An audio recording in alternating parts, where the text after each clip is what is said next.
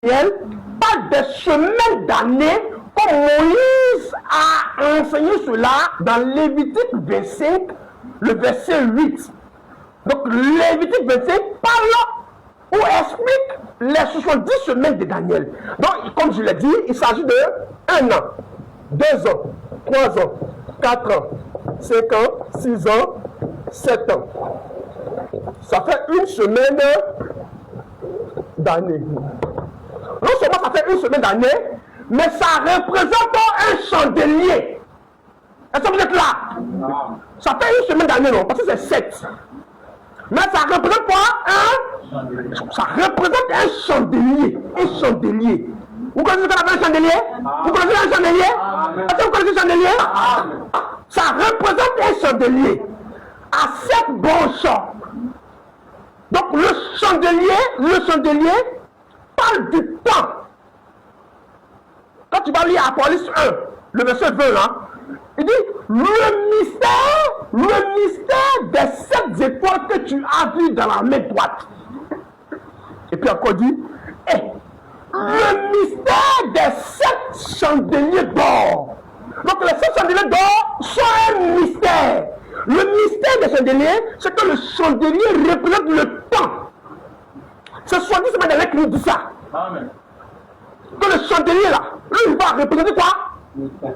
Parce qu'en calculant une semaine d'année, jusqu'à 70 semaines d'année, alors tu retrouves quoi? Tu retrouves le temps. C'est le temps. C'est le temps. Une semaine d'année, 2 semaines, jusqu'à 70. Tu vas compter juste ça là. 1 fois, 2 fois, 3 fois, jusqu'à 70. C'est pas ça? C'est pas le temps. C'est pas le temps. Donc le chandelier n'est pas dur. Le chandelier n'est pas dur. Quand Moïse a monté sur la montagne, il venait le chandelier là. Et puis Dieu a allumé là. Il parle du temps. Le symbole du chandelier là. Le mystère du chandelier n'est pas dur. Et en étudiant cela, nous pouvons comprendre et connaître le temps qui est assigné à Israël. C'est pour cela qu'il a commencé maintenant à expliquer en disant que dans les 70 semaines là, il y a d'abord 7 semaines. Après, il y a 62 semaines. Et puis il va rester une semaine. Ça fait 7 plus 62 plus 1. Ça va faire combien? Ça va faire 70. Nous, ce n'est pas à l'école ici, on connaît maintenant. Vous comprenez bien, non? Maintenant, si tu veux savoir ça là, il y a combien d'années dedans? Combien d'années? Tu vas faire ici là, 7. Il y en a 7, ici à 7. Donc tu as fait 7 fois 7. C'est pas ça? Pour trouver 49 ans. Pour trouver le nombre d'années. Ça va? C'est-à-dire que chandelier à 1, une fois, chandelier 2 fois, chandelier 3 fois, chandelier 4 fois, jusqu'à 7. Puis tu as trouvé 7 là. Si tu veux connaître, ça fait combien d'années? Dans ça là, dans chacun là, ça fait combien d'années là? Tu vas faire 7 fois 7 pour trouver le nombre d'années. On est d'accord? On est d'accord? Ça c'est facile. Tu en as fait connaître ici, ça là c'est facile. Ça là, on n'a pas bien expliqué quelqu'un. Il faut être pharisien et puis tu as dit que tu ne comprends pas ça. Sinon ça là, ça ne peut pas bloquer quelqu'un. Si tu as connu ça, non, tu ne vas pas te le ciel là. Tu ne vas pas te le ciel. Amen. Ces 49 ans là est le temps qui a été donné pour bâtir, pour rebâtir le temple. Le deuxième temple sera rebâti en 49 ans. On est d'accord? C'est bon? Vous lisez Néhémie 1, le verset 1, vous comprenez cela. Néhémie 1, le verset 1, il dit l'Esprit du Seigneur est venu sur Cyrus. Pour faire pression à Cyrus, il dit tous ceux qui sont de l'Éternel, on va se lever, on va aller bâtir le temple de l'Éternel. Esdras 1, le verset 1, le dit. Le temple a été bâti en 46 ans. Mais le temps qui a été donné, c'est 49 ans pour que tout soit achevé, le temple, c'est là, c'est bâti. On est d'accord? C'est pour ça que Jésus dit, détruisez ce temple, en 3 jours je le rebâtirai. J'ai dit, on a pris 46 ans pour bâtir, toi tu dis 3 jours. 3 jours. N'est-ce pas? C'est le temps que l'ange a donné. On est d'accord? C'est bon? On peut continuer? Donc ici, si nous voulons connaître le temps aussi, on va faire x7. C'est bon? Voilà. Ça, c'est pour rebâtir Jérusalem. Tous les murs, la ville, toute la ville. Voilà. Il dit les places, les fossés, tout ça sera rebâti en 434 ans. Il va rebâtir tout ce qui est ville. Voilà. Quand Jésus m'est venu là, Jérusalem était rebâti. Jérusalem était rebâti, nous. Voilà. Donc maintenant, si nous voulons connaître le temps qu'ils ont mis, c'est-à-dire on fait ça là, plus ça là. Les deux là, c'est pas ça. On va trouver 483 ans. C'est bon? Ici, Ça fait combien? 3, 7. Donc il va rester combien? 7 ans. Voilà. C'est bon? C'est bon? C'est bon? Suivez maintenant le verset 26. On a fini la révision. Verset 26. Prenez vos Bibles. Verset 26. On lit un peu l'avance. Ne jouez pas ça. Ça, la discussion qu'il y a dessus, c'est trop. Donc, prenez vos Bibles. Pas de mec qui gagne. Non, on va venir faire discussion ici. Nous, on va lancer ça en même temps. Faut prendre la Bible. Là, quand tu vas venir, tu viens avec tes versets, avec tes citations. Nous sommes venus pour nous aussi. On va bien discuter. Tu vas te dire, non, je n'ai pas bien suivi ça, je n'ai pas bien compris. Non. Après, le verset 26, après les 62 semaines, ça veut dire que Daniel 9, le verset 26. Daniel 9, le verset 26. Vous êtes là? Après les 62 semaines, ça veut dire que, quand les 433 ans là seront finis là, Jésus là, il est déjà sur terre jusqu'à il a 30 ans. Est-ce que vous êtes là? Il est déjà, quand les 443 ans seront achevés, pourquoi on dit après? On dit après, c'est-à-dire 483 ans, c'est fini. C'est fini. Et la Bible dit que Jésus, commençant son ministère, quand il avait quel âge? 30 ans. 30 ans. Jésus a commencé à se faire connaître à Israël quand il avait... Sinon, depuis les nuits là, on ne connaissait pas, on ne voyait pas, Israël ne savait pas. Les mages nous sont partis, mais le roi des Juifs, il est né. Moi, nous, on est venu vous dire que le roi des Juifs est né. Vous êtes dans les drones, vous êtes ici, vous êtes dans le musée. Personne d'entre vous ne sait que le roi des Juifs est né. Jusqu'à Hérode a dit, les hommages. Allez-y. Quand j'allais voir que seulement lui là, venez, vous allez me dire, moi je suis parti l'adorer aussi. Donc ça veut dire qu'ils étaient informés de... C'était caché, secret. Mais quand il a commencé à se faire connaître à tout Israël, il avait déjà 30. C'est là que son ministère va comment? C'est pour ça qu'il dit après. C'est pour ça que l'ange dit après. Donc quand nous arrivons à 483 ans, à la fin de ces 483 ans, Jésus, il est sur terre déjà, il est déjà né, jusqu'à quel âge il a 30 ans. 30 ans. Donc il reste combien de semaines? Il reste seulement que 7 ans. Une semaine, il reste seulement ça. Une semaine ou 7 ans. C'est ça qu'on appelle souvent aussi la 70e semaine. On l'appelle aussi la 70e semaine. Ou bien on l'appelle aussi une semaine. Ou bien on l'appelle aussi 7 ans. Amen. Amen. Ici, lisons bien le prophète. C'est lui qui a prêché cela. Pour comprendre l'affaire de 7 ans-là. Qu'est-ce qu'il reste? Lisons bien. Parce qu'il y a des gens qui disent non, il reste 7 ans. Même quand les gens finissent de faire son ministère, après les gens disent non, il y a 7 ans encore. Il y a 7 ans encore. Tout le temps, sur les réseaux sociaux, c'est embrouillé. Nous, on cause les débats, les gens là. Oh. Mais il faut que nous, on lise celui qui a bien expliqué pour qu'il puisse nous bien. Voilà. Quand il passe ici, les 70 semaines de Daniel, c'est ça. C'est la brochure. Quand il commence à enseigner cela ici, et qu'il arrive de la partie de 7 ans qui reste là, lui-même, quand il commence à prêcher ça là, quand tu le lis là, tu as l'impression que lui dit que non, après que le Messie ne soit parti là, tu as l'impression que lui dit il reste 7 ans encore. C'est cette impression là que tu as. Et ça va être là. C'est-à-dire que le Messie est venu. Normalement, si le Messie a fait 3 ans et demi, normalement, si le Messie a fait 3 ans et demi de ministère, si on fait ça là, 7 ans moins 3 ans et demi, il va rester 3 ans et demi. C'est-à-dire que le Messie là, quand il est venu là, il a commencé à prêcher. Jésus, il a prêché jusqu'à après 3 ans et demi, là, son ministère est qui. Voilà. Donc ça veut dire que dans les 7 ans là, il a pris 3 ans et demi pour faire son ministère. Donc normalement, s'il a pris 3 ans et demi pour faire son ministère, normalement, il doit rester encore 3 ans et demi. C'est pas ça? Pour Israël. Et puis le temps est fini. N'est-ce pas? Mais quand on lit Branham ici, quand il a commencé à prêcher cela, on a comme l'impression que, lui-même il dit que, on a comme l'impression qu'il dit qu'après, même que Jésus ait fini son ministère là, il reste encore 7 ans. C'est l'impression qu'on a. C'est pour ça qu'il faut qu'on le lise, pour que lui-même puisse bien nous expliquer dans la fin des 3 ans et demi qu'il reste à Israël là, là nous aussi on peut bien se préparer. Ou bien, vous êtes avec moi? Amen. Lisons-le. Le lisons dans le premier sceau. Est-ce que vous êtes là, maman? Vous êtes là? Vous comprenez, vous percevez un peu les choses, vous saisissez? Le frère Daniel, tu es là? Ok. Nous lisons dans le premier saut. Le premier saut, c'est la page 152. Le gros livre là. Le gros livre, le premier saut. Page 152. Je suis au paragraphe 215. Le paragraphe 215. Laissez-moi vous lire. Au temps de la fin, quand la période de la tribulation arrive, bon, voici une petite chose sur laquelle nous allons revenir un instant. Les 3 ans et demi. Ou les 70 semaines de Daniel.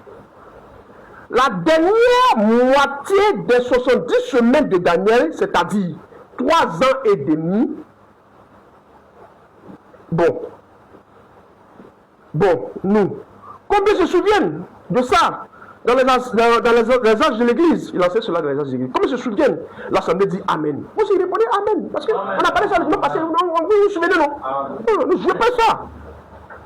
70 semaines ont été fixées. Vous voyez, comme c'était parfait, il était dit, le Messie viendra. Et au milieu de la semaine, il sera retranché pour être un sacrifice. Et l'obligation cessera. Alors, il y a encore 3 ans et demi en réserve pour que la doctrine du Messie soit apportée aux Juifs. Je suis au paragraphe 216. Il dit, Dieu ne traite pas en même temps avec les Juifs et avec les gentils. Il traite avec Israël en tant que nation, avec les gentils en tant qu'individu. Ce ne sont pas les gentils qu'il a pris pour épouse. Il a pris un peuple parmi les gentils. Donc, il traite avec Israël en tant que nation et elle est déjà là-bas, en ce moment même, en tant que nation. Laissez-moi vous lire encore le paragraphe 225, j'ajoute. Suivez bien, j'arrive. Donc, les 70 semaines ont été fixées parfaitement, comme Daniel a dit que le Messie viendra. Et qu'il sera retranché au milieu de la semaine. Donc, Branham dit que quand le Messie commence son ministère là, il reste 3 ans et demi. Au milieu des 3 ans et demi là, c'est-à-dire 3 ans et demi, au milieu des 7 ans là, c'est-à-dire 3 ans et demi, le Messie est retranché. Je ne vous dis rien, laissez-moi lire simplement. Les 70 semaines ont été fixées parfaitement, comme Daniel a dit que le Messie viendra et qu'il sera retranché au milieu de la semaine. Et Jésus a prophétisé pendant 3 ans et demi. Maintenant, au milieu de ces 3 ans et demi de Daniel là, au milieu, il a été retranché. Mais maintenant, la dernière partie, c'est la période de la tribulation où se trouve l'église des nations. Oh, c'est glorieux. Maintenant, l'épouse rentre avec l'épouse. L'épouse rentre avec l'époux. Ensuite, après le millénium, elle ressort en marchant sur les cendres des méchants. Donc, Branham dit de façon claire ici que dans les 7 ans qui restent là, Jésus a déjà pris 3 ans et demi pour faire son ministère. Donc, il reste combien Israël? C'est lui-même qui a dit il reste 3 ans et demi. Confirmation. Il faut qu'on lit 2. Il y a plus de 5 stations de ça là. Mais je ne peux pas lire tout parce que mon temps est en train de partir. Il faut que je lise. Il faut que je lise des stations un peu plus terribles pour que vous compreniez que vraiment il reste 3 ans et demi. Pourquoi? Parce que sur les réseaux sociaux, ça fait bruit. Donc ici, laissez-moi vous donner cela en même temps. Là, quand vous serez devant les réseaux sociaux, vous saurez comment. Ici, question et réponse. Je suis dans question et réponse, le gros livre, page 962-943. Vous suivez avec moi? La question numéro 370. Frère Branham, lorsque vous avez apporté le message sur les 70 semaines de l'église, les 70 semaines de l'église, 70 semaines de Daniel, je crois que vous avez mentionné que l'entière, la dernière semaine entière ou les 7 dernières années commenceront lorsque l'épouse aura été prise dans l'enlèvement. C'est un frère qui pose la question. Parce que lui aussi, quand il a lu même brochure que nous on a lu là, cette brochure-là, il a compris comme si Abraham dit qu'il reste 7 ans encore à Israël, bien que le Messie est venu là. Après le Messie, il a compris comme s'il reste 7 ans encore à Israël. Là, il pose la question aussi pour savoir qu'est-ce qu'en est-il. Ça va? Écoutez bien le prophète. Sur le paragraphe 297, le prophète dit non, non, non, non, mais non. Je vous lis ce qu'il dit. C'est ça. Mais non. Il dit encore, mais non. Vous avez mal compris. Là, vous voyez, non pas les 7 semaines entières. La semaine a commencé quand Jésus est venu sur la terre. Vous vous souvenez là? Les 7 ans là. Quand Jésus a commencé son ministère là, déjà même là, couronné 7 ans là, ça a déjà commencé. Écoutez bien, c'est pas moi qui dis. Il a dit, le Messie, le prince viendra et prophétisera. Et au milieu des 7 semaines, il sera retranché. Jésus a prêché exactement 3 ans et demi, ce qui correspond à la moitié des 70 semaines. Des 70 semaines. Il reste 3 ans et... c'est le mec qui dit. Il reste 3 ans et... Donc nous pouvons parler maintenant avec assurance. Si quelqu'un a un autre verset qui dit que nous il reste 7 ans, il n'a qu'à nous envoyer une citation de prophète où il a dit cela. Amen. Voilà. Là, on pouvait avec les sceaux, on pouvait avec questions et réponses. 1964. Donc, si quelqu'un dit, même sur les réseaux sociaux, si quelqu'un dit qu'il reste 7 ans, il n'a qu'à nous envoyer une citation ou 2 citations de Branham. Ou Branham lui-même nous explique qu'il reste. Là, on sera embrouillé.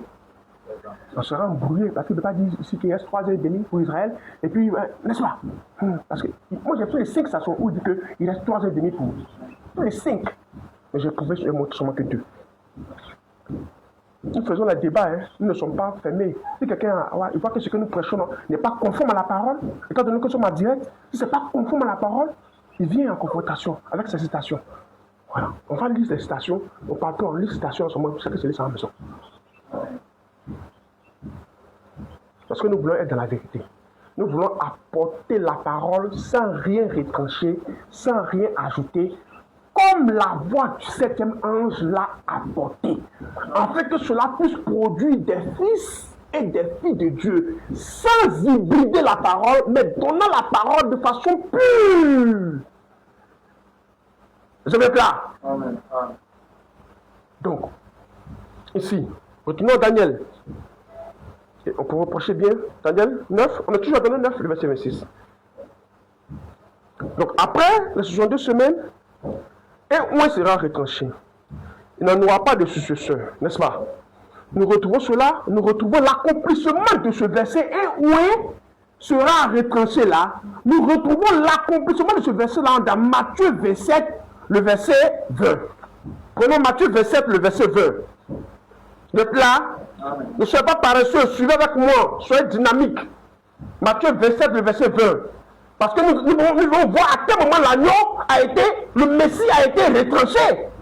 À quel moment Israël a péché. À quel moment Israël a rejeté son Messie. Comment les frères de Joseph ont rejeté Joseph.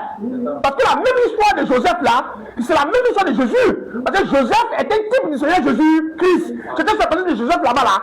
Il a vécu cela sous forme de symbole. Mais Jésus lui vit la réalité. Or, Joseph là-bas, ses frères l'ont rejeté en le vendant à 20 pièces d'argent aux marchands.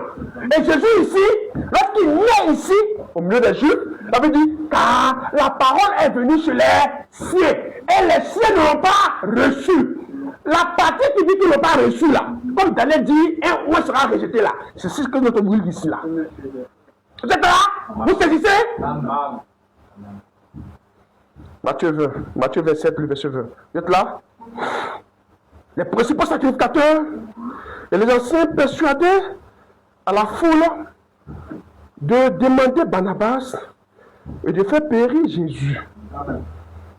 Le gouverneur prenant la parole leur dit, lequel des deux voulez-vous que je vous relâche? Il répondit, Barnabas.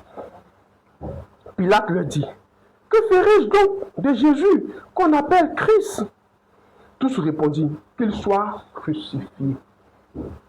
Le gouverneur dit, mais quel mal a-t-il fait? Il criait encore plus fort, qu'il soit crucifié. Pilate, voyant qu'il ne gagnait rien, mais que le tumulte augmentait, prit de l'eau, se lava les mains en présence de la foule et dit, je suis innocent du sang de ce juste. Cela vous regarde. Le verset 25. Et tout le peuple répondit, que son sang retombe sur nous et sur nos enfants. C'est là le péché, la transgression d'Israël. Le prophète Daniel a dit, l'ange dit au prophète Daniel, pour expier les transgressions et le péché. C'est pas ça? C'est ici que Israël a transgressé la loi de Dieu et a péché contre Dieu ou a fait tort à Dieu. Ils ont rejeté le Messie qui est né dans leur nation, dans leur maison. Parce qu'il a dit, 70 semaines ont été fixées pour toi, pour ton peuple. Donc le Messie devait naître dans le peuple de Daniel, ou sur les Juifs. C'est pour cela que le Messie,